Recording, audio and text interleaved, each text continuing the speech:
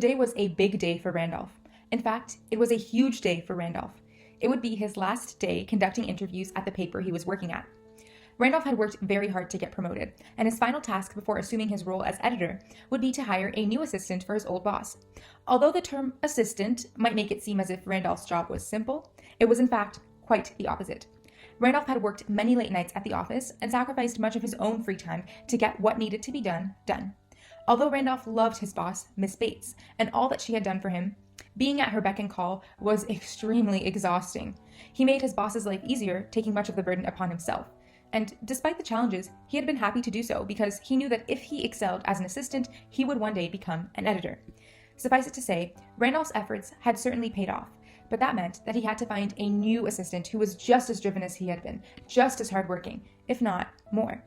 Not only would they be Miss Bates' right hand, but chances are they would also become an editor themselves. They had to be incredible if Randolph wanted to uphold his paper's reputation.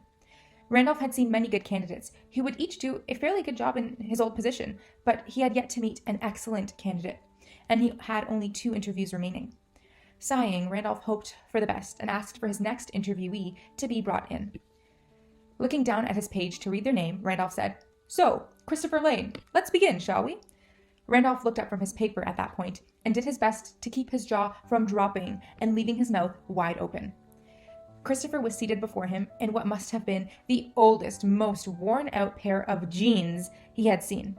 He was wearing a pair of muddied-up running shoes that had also seen better days. To his credit, he wore a button-down shirt, but even this was a little small on him. Finally, Christopher's hair, although clean as if he had just walked out of the shower, was cut very unevenly. Randolph had never seen anyone so unkempt come in for an interview, and he was absolutely shocked that he had selected someone like Christopher for an interview. Without even glancing at the man's resume, Randolph began, "So, Christopher, we have had a very competitive pool of applicants, and quite frankly, I just got off the phone with someone who has decided to accept our offer.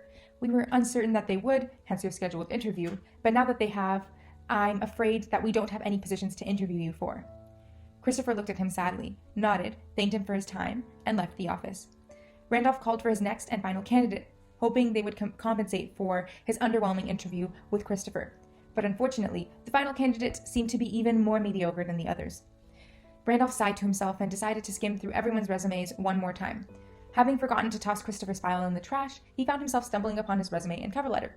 Deciding to read the items just for the sake of what he anticipated to be a good laugh, Randolph found his world flipped upside down. Christopher's resume wasn't that spectacular. He didn't have much experience, but then again, who would hire a man who dressed like that to an interview of all things?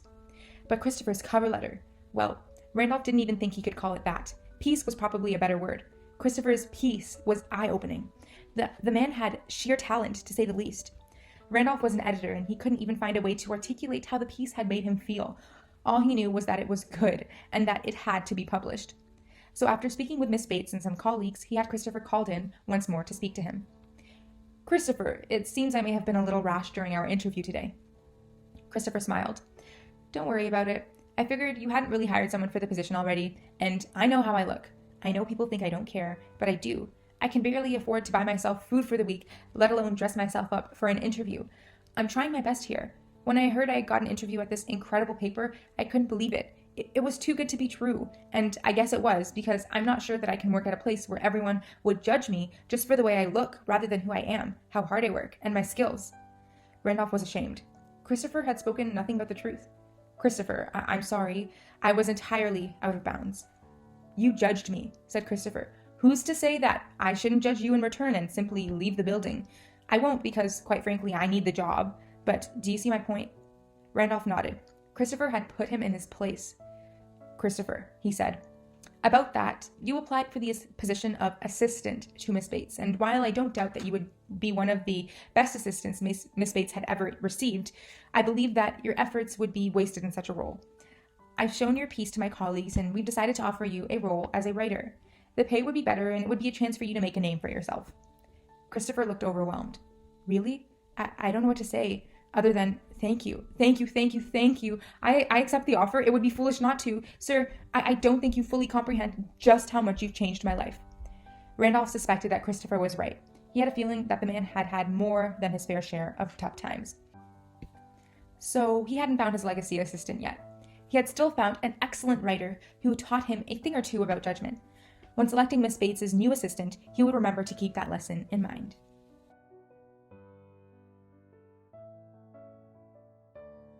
So the first thing I want to talk about is gratitude and privilege.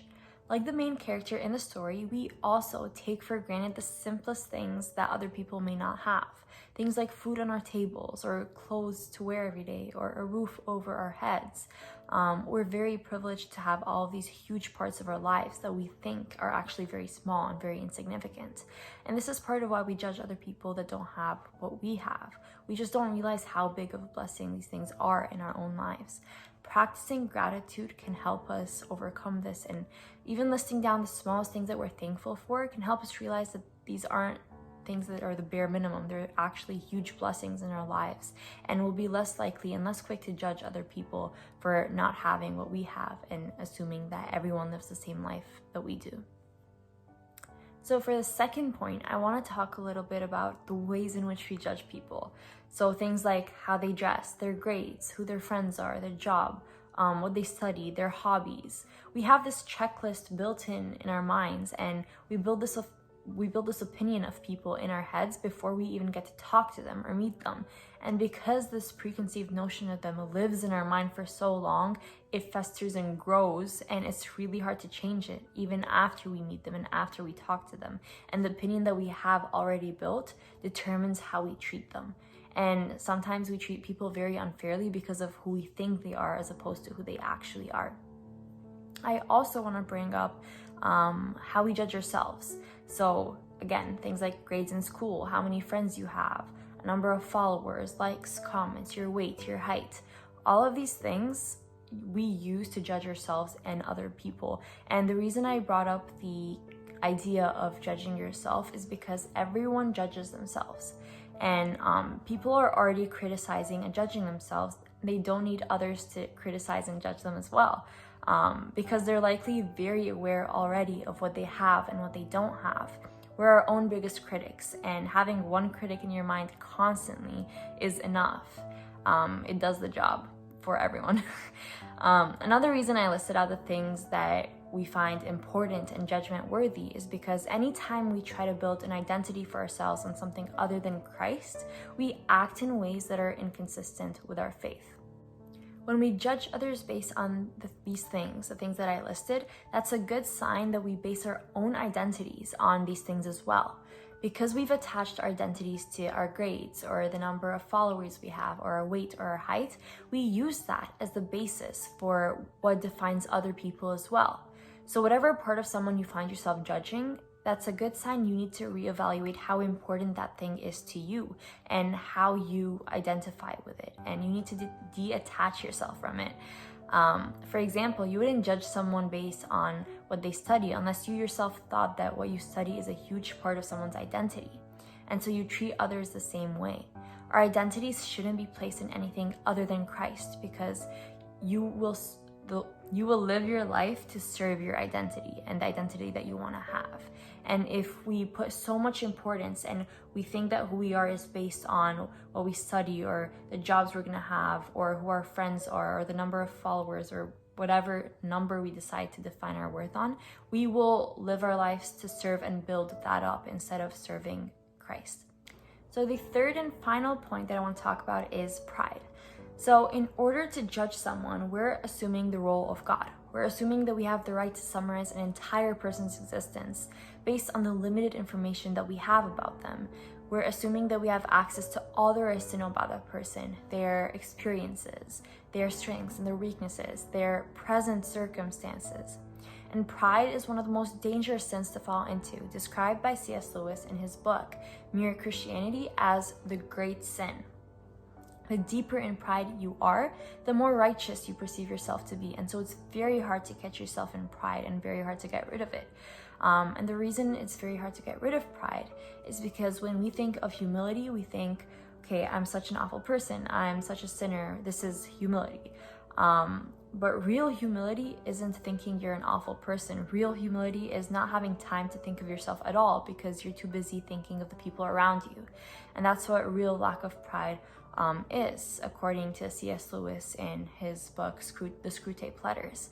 And so we need to separate the thoughts of what the devil wants us to think humility is, which is just thinking about yourself all day, versus what real humility is, and strive towards that and work towards getting rid of that pride so that we don't feel the need to judge people around us.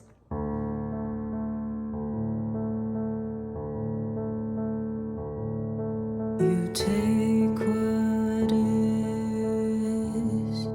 and you make it beautiful.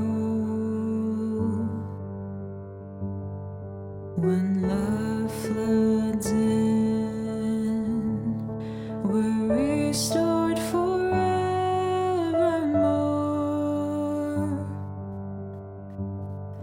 With breath that brings the dead to life, with words that pierce the dark with light, only by the blood are we set free. With mercy strong to carry shame and nail it to a tree, you alone hold the power to redeem.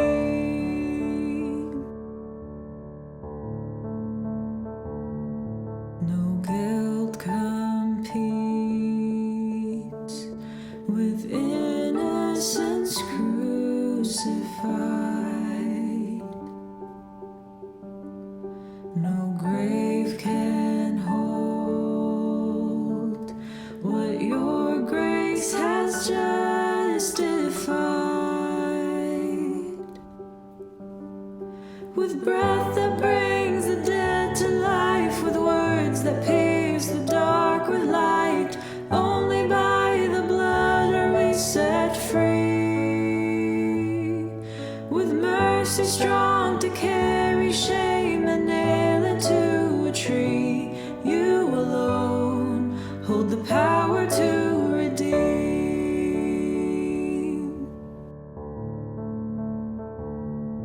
Rejoice, O child of God. Lift your eyes to see. With every morning light, again we are redeemed. Rejoice, O child of God. Lift your eyes to see. With every morning light, again we are redeemed. With breath that brings the dead to life, with words that pierce the dark with light, only by the blood are we set free. With mercy strong to carry shame and nail it to a tree, you alone hold the power to redeem.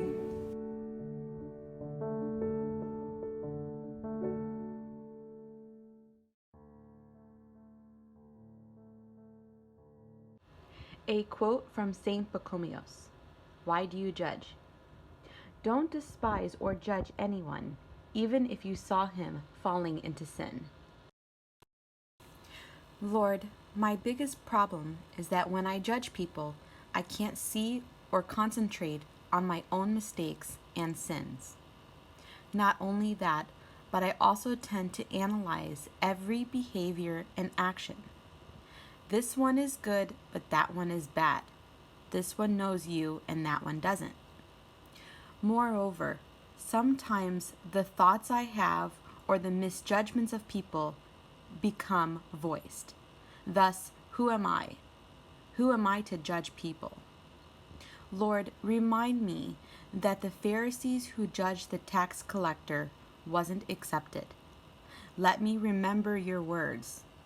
And why do you look at the speck in your brother's eye, but do not consider the plank in your own eye? From Matthew chapter 7, verse 3. The problem, Lord, is that when I judge people, I think of myself as a good one, my behavior disciplined, and I know about you more than any of them. Seeing myself as someone close to you, but in reality, I am far away. And if one is close to you, I would have taken your heart, feelings, and love that you offered. And I would have been nearer to them rather than being that far. Moreover, I would give those excuses rather than wait for their mistakes. Also, I would mostly forgive rather than judge.